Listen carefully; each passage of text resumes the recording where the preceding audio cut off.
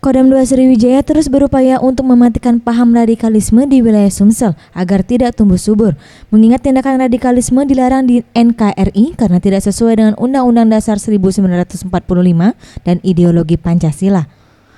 Majen TNI Perwadi Mukson Pangdam 2 Sriwijaya mengatakan, pihak Kodam 2 Sriwijaya telah menurunkan tim investigasi dan pedektisian terkait perkembangan paham radikalisme.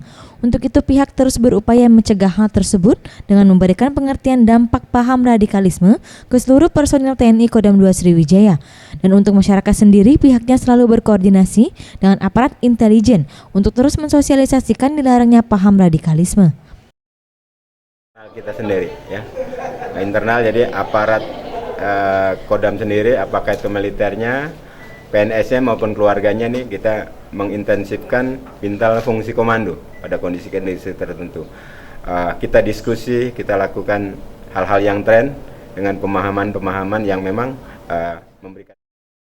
Sementara itu Andreas Leonardo, pengamat politik Unsri mengatakan, untuk pencegahan paham radikalisme ini di tengah masyarakat tentunya harus ada komunikasi dari pemerintah daerah dan pihak keamanan dengan melibatkan forum umat beragama di setiap daerah karena semua agama melarang tindakan yang mengandung radikalisme.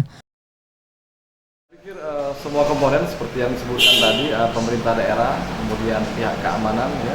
Ketiga, masyarakat itu harus benar-benar bersinergi dengan cara melakukan pencegahan dini, ya. Misalnya di tingkat masyarakat perlu dilakukannya upaya-upaya dialog, ya.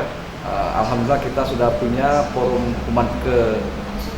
umat beragama. Farah Satria, Sriwijaya TV.